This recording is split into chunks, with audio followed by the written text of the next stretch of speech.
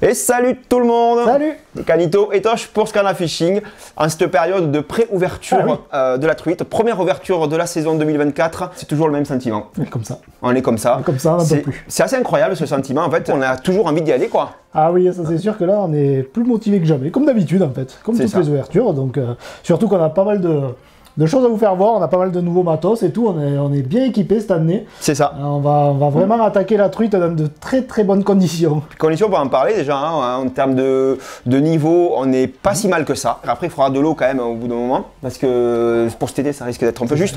Mais pour l'ouverture on est bien, il fait bon, c'est le printemps quoi. Donc, le mois de février n'a pas été trop froid, donc on n'a pas eu trop de neige sur les hauteurs, donc ouais, l'eau n'est pas très froide. Ouais. On s'attend à une belle ouverture, c'est tout. Chez nous, vous savez, hein, peut-être, hein, si vous suivez la chaîne depuis longtemps, c'est la rivière, le Tarn, la Dourbie, la Jonte, le Cernon, tout ça, c'est des rivières qui sont assez réputées dans tout le sud de la France. Et il y en a beaucoup d'entre vous qui connaissent et qui viennent de loin, des fois pour pêcher nos rivières.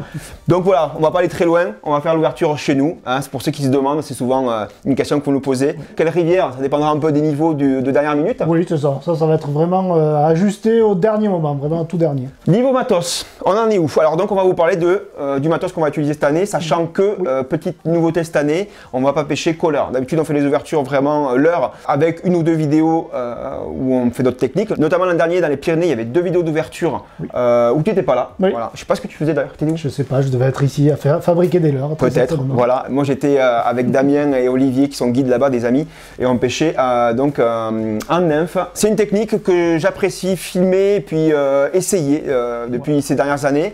Et là l'an dernier vraiment on a fait des sessions super. Et donc avec Jérôme on en a parlé, puis on s'est dit tiens on va faire une ouverture en nymphe cette année. Oui, après c'est quand même une technique qui rapporte quand même pas mal de poissons. C'est vrai. Pour beaucoup de personnes qu'on connaît.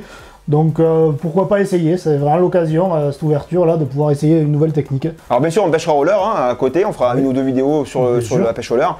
Il y en a déjà en prévision notamment avec tes créations que vous verrez très vite.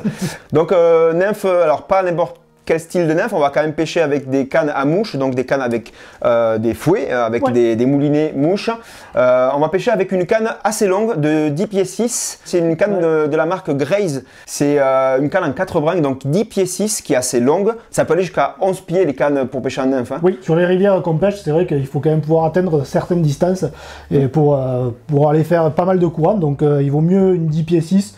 C'est la base. Voilà. Donc la pêche en nymphe comme ça, la nymphe au fil, comme on l'appelle, la naf. Il y a plusieurs manières de la pêcher. Il y a certains qui gardent de la soie sur le moulinet et qui ont en bas de ligne assez long, qui leur permet de pêcher avec des nymphes. Ça permet de garder la soie, d'éventuellement passer en sèche si jamais il y a les éclosions. Nous on a pris le parti cette année, vu qu'on pêche peu en nymphe, c'est pas notre pêche sur l'année, oui. Sur l'année, on a pris le parti de pêcher à l'espagnol, donc c'est-à-dire que avec du fil, que du nylon. On va même pas mettre de soie dans le moulinet, on va mettre que du nylon. C'est un peu un mix entre la pêche au toc et la pêche à la mouche. C'est ça, bien sûr. Voilà. On fait pas les lancers à la mouche comme vous connaissez. Voilà, il n'y a pas de faux lancer en fait. Les 3/4 du temps, c'est vraiment les lancers directs. En général, on met 2 nymphes, donc une vraiment tout en bas et une autre en potence au-dessus. Voilà. Et le but, c'est de faire des dérives un peu comme au toc, hein, tout simplement, assez proche du fond. Essayer vraiment de repérer les postes à l'avance, essayer de passer et de présenter le mieux possible. Et c'est là la subtilité de la technique. C'est qu'il faut être vraiment au millimètre pour les passages, il faut être nickel. Quoi. Donc la canne Grace, c'est une 10 pieds 6 soie de 3. C'est une wing Streamflex soie de 3, ça veut dire quoi? Soie de 3. C'est la puissance tout simplement de la canne. Voilà, pour la pêche à la mouche, on ne parle pas en grammes comme pour la pêche au leurre, on parle en numéro de soie. Plus le numéro de la soie est élevé, plus la soie est épaisse tout simplement. Et là on part sur une soie de 3-4 parce que chez nous il y a quand même des beaux poissons. L'idée c'est quand même d'avoir une canne qui plie un peu. De faire des beaux combats avec des beaux poissons, des combats souvent à la main, on ne combat pas au moulinet, enfin en tout cas ça dépend des gens. Ça dépendra. Mais le top, le but c'est de retrouver quand même du plaisir de la pêche à la mouche, comme on l'a pratiqué avant, à faire des combats vraiment avec le fil dans les mains. C'est ça qui est vraiment plaisant. Et puis avoir des cannes de 3,30 m qui plient bien, même sur les petits poissons, c'est quand même vraiment bien. S'amuser, je pense. Après il faudra des nymphes. Après il faut des nymphes, oui effectivement. Donc les nymphes, très rapidement, c'est des larves d'éphémères en fait, qui sont en voie de développement, qui remontent vers la surface pour tenter dans leur petite vie d'aller éclore en fait sur la surface et de faire une belle petite mouche qui ira s'envoler vers d'autres cieux. Mais souvent, ils n'ont pas trop la chance, les nymphes, d'arriver en haut à la surface. Ouais, mais c'est dur. Parce que derrière, dessous, il y a les truites qui aiment bien ça. Donc ces nymphes-là, c'est très très léger. C'est juste une bille en tungstène, la plupart du temps, qui va faire le poids. C'est pour ça qu'on pêche au fouet ou à des cannes adaptées au toc ou à la mouche, c'est pour pouvoir les lancer tout simplement. Ouais. Tu ne pourrais pas lancer des nymphes avec une canne au leurre, ou alors ça partira pas, c'est vraiment trop léger. Ça va être compliqué. Le but, c'est vraiment de trouver le bon poids pour passer, vraiment sentir un petit peu le fond quand on dérive, mais pas trop haut, pour pas trop s'accrocher non plus. Les truites en début de saison, vous savez, elles se tiennent vraiment en général assez bas. Plutôt au fond. Pourquoi? Tout simplement, c'est mécanique, hein, c'est-à-dire que le courant en fait est bien plus fort quand on est un peu plus haut dans la couche d'eau. En dessous, en fait, au ras du fond, il n'y a quasiment pas de courant ou peu. Beaucoup moins. En tout cas, moins. Et le but, c'est d'aller présenter la nymphe dans ces zones-là. Donc des nymphes, on a toutes les couleurs, toutes les tailles. C'est quelque chose que vous pouvez faire à la maison très facilement aussi avec un peu de matos. C'est ça. Et ça, c'est cool. Et puis pour finir sur les nymphes, sachez que c'est aussi quelque chose qu'on peut utiliser pendant la période de fermeture du carnassier. Des jolies chevennes, du barbeau. Exactement. Il y a plein de pêches à faire en nymphes qui sont super intéressantes. Ouais. Donc si jamais chez vous, vous avez des cours d'eau en deuxième catégorie qui éventuellement abritent des chevennes, rien ne vous empêche d'aller, même pendant la période de fermeture du brochet, d'aller mettre une nymphe ou deux en drop shot, au bouchon, ce que vous voulez, et de passer, vous avez le droit de pêcher à la mouche pendant la fermeture de seconde catégorie. Au niveau du fil, donc pour la nymphe, on va en parler rapidement aussi. On va monter donc que du nylon dans la bobine, on a dit. On va utiliser du fil coloré. Donc ici j'ai du Garbolino, là c'est le Streamline, c'est du toc bicolore, orange et blanc. Le but c'est de le voir le maximum parce que il faut qu'on suive les dérives, il faut avoir un bon angle avec la canne et suivre son fil exactement. Donc les fils bicolores sont en général conseillés. Un corps de ligne en, je sais pas moi, entre 15 et 18 centièmes à peu près.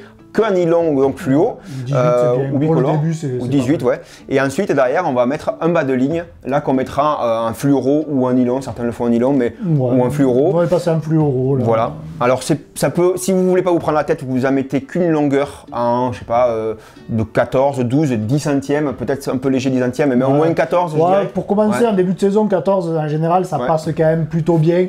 Nous on va pas se prendre la tête parce que encore une fois on va pas pêcher à la nymphe toute l'année.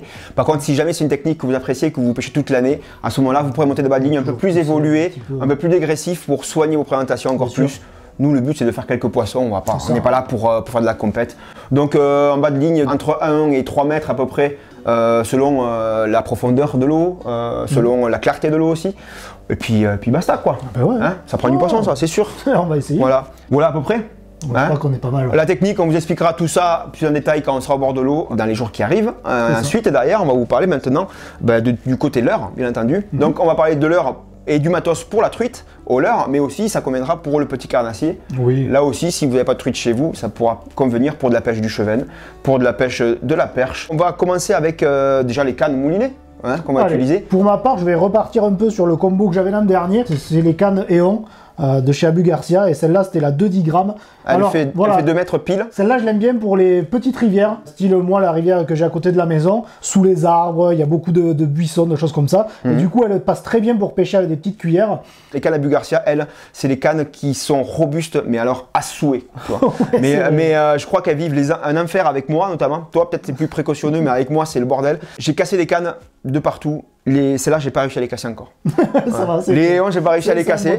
Abu Garcia, c'est du solide, c'est pas cher en plus. Celle-là, elle est dans les 120, 140 € à peu près. Ouais, on est sur du bon moyen de gamme. Dessus, vous pouvez monter un petit Revo SX là, en spinning en 2000. La taille des moulinets, ça va être allez, 1500 pour les tout petits ruisseaux, 2000 pour les rivières et grandes rivières. Ouais. Sinon, après, en grande rivière, j'ai une autre canne, celle qui est derrière toi. Ah, elle est là. Voilà. Crac! J'ai failli un trou dans le plafond. Ouais. Voilà, donc celle-là, c'est une canne donc montée par Jazz Fishing Rod, mais par contre, elle est beaucoup plus longue. À monobrin, celle-là elle fait 2,30 m, donc du coup c'est vraiment intéressant parce que sur les grandes rivières ça me permet de propulser les leurres très loin et de maintenir certaines dérives aussi avec canne haute quand je pêche au leurre souple. Moi j'en ai une aussi, elle est là, une canne que j'avais dédiée à la pêche annuelle dans les ruisseaux, donc pêche à la cuillère ou les petits cours d'eau, pareil 1,98 m, c'est la canne la plus light que j'ai puisqu'elle fait 1,8 g en puissance et ça plie bien, c'est un blanc NFC ultra light. Je m'en sers donc pour la truite en ruisseau, mais aussi pour la pêche au leurre, petite perche en compète, notamment pour le drop shot, tout ça. C'est une de mes cannes préférées. Après, nouveauté de cette année aussi chez Abu que je vais tester, c'est ce Xenon X. Alors à savoir que dans les gammes de cannes et de moulinets, on a deux choses qui se détachent. Il y a la gamme Eon en fait, pour les cannes, qui est le milieu de gamme là, oui, ça. très correct qu'on a. Et ensuite on a la gamme Xenon qui est la gamme le haut de gamme, un peu au-dessus. Là, celui-là, le Xenon X là en taille 2000, ça va être une nouveauté de 2024. Je vais l'essayer là. 10 roulements, un frein très correct et puis surtout un poids de dingue puisqu'il fait 170 grammes. C'est clair. Ça va faire un ensemble super light, nickel. Voilà, il n'y a plus qu'à le remplir et puis c'est parti quoi. Parfait. Voilà, le remplir avec quoi? Pour le remplir, c'est ça. Ouais. Alors nylon, tresse, toujours le même débat. On va couper court au truc, ça va être très rapide. Il faut que ce soit souple. Pour la truite, il faut que ce soit souple, c'est tout. La truite est un poisson qui a un combat un peu particulier et puis surtout, on la pêche souvent dans les eaux vives.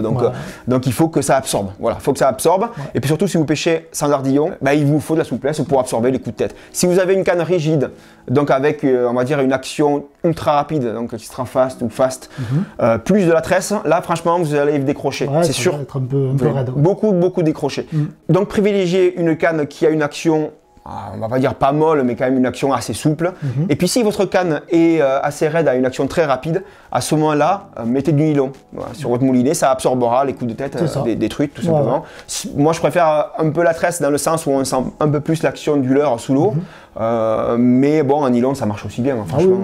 Pour la tresse, nous cette année on part sur du Berkley, donc que ce soit la Sig Braid, que ce soit la Dex qu'on n'a pas encore essayé. Par contre la Sig Braid, ça fait quelques années qu'on pêche avec, il n'y a pas de souci. Aucun problème. La Dex, c'est une 8 brand de chez Berkley qu'on n'a pas encore essayé, on essaiera dans les petits diamètres. Là les modèles qu'on vous présente, c'est les diamètres élevés, ça sera plus tard pour la saison, mais tout simplement parce que nos diamètres les plus petits sont déjà montés sur la plupart des moulinets, parce que c'est bientôt quand même. Là, On va passer maintenant, si tu veux bien, je pense, sur les leurres. Finalement, on va se restreindre quand même. Avec, oui, parce que chaque fois, on en a de plus en plus. On accumule un peu les leurres, mais c'est vrai qu'il y a des références qui ressortent vraiment à chaque fois. Donc maintenant on réduit peut-être un petit peu et on part sur des références qu'on connaît, qui fonctionnent très bien. Pour la truite, c'est pas compliqué, c'est de la pêche au leurre dur déjà, avec des petits minots. Donc les minots, c'est des petits jerks en fait, forme de petits poissons quoi, tout simplement. Donc il y a plusieurs styles de minots, il y a des coulants et des suspending, voire des flottants. Ça, on vous explique dans une minute.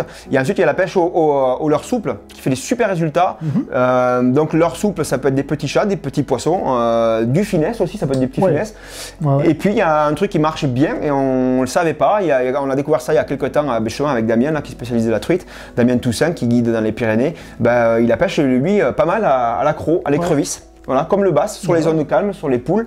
Et il fait gratter une croc sur le fond et les truites aiment bien ça, apparemment. De toute façon, il y en a plein. En termes de poissons nageurs coulants, on a quoi comme référence, mon cher Canito? Alors en termes de coulant, on a l'incontournable duo Ryuki. Ryuki, ouais. C'est vraiment l'heure qui est quand même une référence. Après, on a pas mal de Rapala aussi. Shadow Rap, ouais, solide shad. Les solides shad de Rapala sont très bons. Les coloris, j'adore. On l'a pêché avec l'an dernier, on a fait une vidéo là-dessus. Ils sont vraiment super, ça pêche bien. Ils correspondent vraiment en plus aux rivières qu'on a ici. C'est parfait quoi. Et puis ça s'adapte parfaitement aux conditions d'ouverture. Pareil chez Rapala, l'Elite Countdown qui est lui par contre un classique qui est plus large et qui coule moins vite. Ça dépend des débits en fait. Quand vraiment ça turbine, on passera sur un solid shad, sur un duo, voire un ilex, aussi les tricorolles, tout ça c'est des leurres qui coulent extrêmement vite et qui papillonnent en plus à la descente, donc ça pêche tout le temps, c'est bien. Quand il y a un peu moins de jus comme en ce moment, peut-être on pourrait partir sur du Elite Countdown. C'est des leurres qui couleront un tout petit peu moins vite mais qui sont peut-être efficaces. Et puis ensuite on a des leurres suspending et flottants, donc c'est des leurres qui se maintiennent ou qui flottent dans la couche d'eau et qui permettent surtout de faire des pauses tout simplement. C'est ça, de faire des belles pauses et au moins si le leurre bouge pas, des fois ça peut décider un poisson qui était derrière et qui a vraiment attendu que ce poisson s'arrête pour pouvoir l'attaquer et même refaire des démarrages un peu rapides sans que le leurre ait bougé entre deux actions, c'est vraiment super. Les leurres suspending et flottants comme ça on peut très bien aussi les pêcher dans du courant, mais plutôt là par contre en aval, en prenant appui sur le courant, vous faites un grand arc de cercle en vous appuyant sur le courant sans quasiment mouliné, vous faites juste des grands arcs de cercle comme ça. Le leurre avec sa bavette, lui, parce que forcément les leurres suspending et flottants, ils ont une bavette un peu plus larges forcément pour prendre plus appui sur le courant, comme ça, pour les faire couler. Tout ça, voilà. Et puis par contre, les leurres coulants de base ont une bavette plus petite parce qu'ils ont moins besoin de ça pour atteindre la profondeur. Toi, tu as fait une petite série là qui vraiment est plutôt sympa qu'on va tester là. Tu as déjà testé, hein, mais j'ai déjà testé, c'est bien, ça a pris pas mal de poissons différents, donc c'est intéressant. Ouais, j'ai vu les photos passer. Mais c'est une gamme qui va être, qui va pas malheureusement sortir pour l'ouverture de la truite parce que c'est quand même un peu long à mettre en place. Et puis moi j'aime bien tester sur pas mal de pêches différentes. Mais c'est un leurre qui est slow floating, donc technique. Hein. Voilà, donc il est flottant, mais très très lentement. Et j'adore ce style de leurre parce que du coup, ça permet, même si je vais taper sur un rocher, si j'attends un petit peu, il va quand même remonter un petit peu, donc je vais pouvoir passer le rocher. Déjà, ouais. Donc ça, c'est assez intéressant.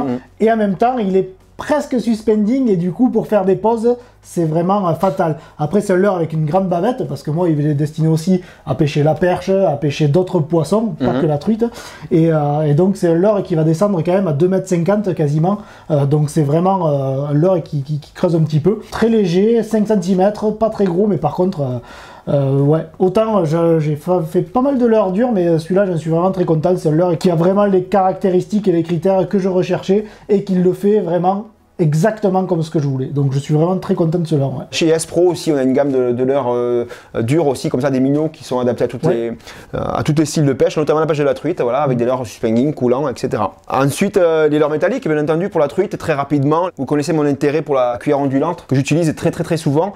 Donc bon, là je me calme un peu parce que le prix des ondulantes, il est un petit peu ok. Donc j'en ai quelques-unes, bien sûr, des ondulantes, mais et puis forcément des cuillères tournantes. Et pour là, écoutez, il y a toujours un truc, c'est qu'il y a les MEPS qui sont incontournables, bien entendu, qui valent pas très cher, voilà, qui fonctionnent, qui sont parfaitement équilibrés depuis des dizaines d'années. Et justement, ils ont un peu de mal, je pense, à renouveler un peu cette gamme. C'est l'équilibre est peut-être tellement pour eux parfait qu'ils ont du mal à rajouter juste un anneau brisé pour changer éventuellement l'hameçon, ce genre de truc. C'est le seul défaut des MEPS, c'est que quand on veut changer l'hameçon, il faut y aller à la tenaille et il faut ferrailler un petit peu. Après, on a des cuillères bien plus chères. Chez Smith, par exemple, des ARS, tout ça, ultra efficace, pas de problème, mais cher, quoi. Donc, moi, je pars sur l'intermédiaire chez Daiwa, la Silver Creek. Voilà, c'est des cuillères qui sont bien équilibrées, qui tournent, qui pêchent bien. En 3 grammes, il y en a en 4 grammes et plus. Ça fait quelques années que j'en ai dans ma boîte, mais j'aime bien. Et puis il y a un anneau brisé qui vous permet de changer d'hameçon. Si jamais vous voulez passer sur un hameçon simple ou des assist hooks, les deux choses sont différentes. Là chez BMC par exemple, on proposera des assists qui sont déjà prémontés. En général, un petit hameçon fin là, qui pique bien, ça fera le job. Ouais, c'est pas mal. De quoi on va parler maintenant? Après, on va pêcher un petit peu. Leurre souple après. Au souple aussi, ouais, tout à fait. Leurre souple qui se pêche comme le carnassier en fait sur les zones un peu calmes, soit sur les poules ou quoi. Donc sur des animations classiques que vous connaissez sans doute déjà. Par contre, quand il y a un peu de courant, quand il y a du jus, ça se pêchera un petit peu plus comme au toc. C'est ça. C'est-à-dire qu'on va prendre le fond là, on va lancer plutôt 3 quarts amont. On va prendre contact avec le fond et puis on va laisser dériver son leurre tout en mettant des petites tractions mais légères. C'est ça, c'est pour ça que c'est là où j'aime bien les cannes un peu grandes du coup, pour justement pouvoir maintenir la canne un peu haute et pouvoir maintenir les dérives proprement. Parce qu'après, des fois, les cannes courtes, quand on pêche un peu loin, on a du mal à vraiment être bien tendu et c'est un peu plus compliqué. Après, c'est une pêche qui est super plaisante, la truite au leurre souple. Je vous conseille d'essayer. Bien entendu, il y a la référence maison. Le Fat Boy en 6 cm. 6 et 8. 6 et 8, le 8 aussi, il peut faire très bien sur les endroits où les poissons sont jolis, là, ça fonctionne bien. Tu avais fait des coloris pour la truite ici, notamment le orange et noir. Le orange et noir, celui-là. Celui-là, il est vraiment fatal sur la truite, en tout cas chez nous. Et ensuite, on a des leurres plus fins qui sont plus profilés, à voir peut-être à utiliser plus avec des têtes dart, des têtes un peu triangulaires pour les animations un peu plus sèches. C'est ça. Les leurres de Chirapala, en fait, de la gamme Crush City qui va sortir au mois de mars là, ou avril, là, très bientôt. C'est ça. Donc vous l'aurez assez rapidement dans les magasins. On est sur du très bon leurre, plutôt pas cher. Donc qui se décline sous forme de shad, petit poisson avec une caudale là, avec le kickman, et puis ensuite sous forme de finesse avec le stingman, voilà, qui a une petite queue plate comme ça, là qu'on pourra limer un peu plus vivement. Celui-là, ça va bien le faire, je pense. Voilà. Il y a aussi le freeloader qui existe. Le freeloader, c'est aussi un finesse. On l'a qu'en grande taille plutôt pour le carnat, mais déjà avec le stingman, ça sera vraiment pas mal. Ouais, je pense. Et en grammage de tête paumée. Bon, ça dépend. Après, là, s'il y a vraiment pas beaucoup de courant, 2-3 grammes, ça peut être sympa. Après, moi, j'hésite pas à monter jusqu'à 5-7 grammes. Si vraiment il y a du jus et que c'est un très gros pool, ça peut être pas mal. Ouais. Bon, après, en général, voilà, on est toujours entre 3 et 5. Entre 3 et 5 grammes, déjà, ça fait un peu le job. Ouais. Voilà. Et surtout, ne prenez pas trop gros en taille d'hameçon. Prenez les têtes plombées assez petites. On a déjà fait le test en réservoir sur des grosses truites, des grosses arcs. Ouais. Vraiment, on a poussé le truc jusqu'à aller sur des têtes plombées microscopiques. Je sais même pas, en taille d'hameçon, on était sur du 16-18 peut-être. C'est vraiment très petit. C'est de la taille d'hameçon pour la pêche au cou. Hein. Avec des petits grammages d'1 gramme, 2 grammes. Ben, ça pique des gros poissons jusqu'à 60-70, ça les pique nickel.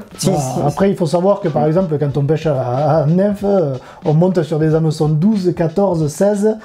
Donc c'est quand même des tout petits trucs et on peut choper des très grosses truites. Donc c'est pas gênant. Après, sur même monter des leurres souples avec des hameçons en 10, 12, sans problème. Ouais. Pour finir sur le leurre souple, on vous parlait des crocs tout à l'heure, des petites écrevisses ou des petites créatures comme ça qui peuvent être pêchées dans les fosses sur des zones un peu plus calmes. À ce moment-là, s'il y a une référence, je pense qu'il faut avoir dans sa boîte, c'est la Nimble de chez Crazy Fish.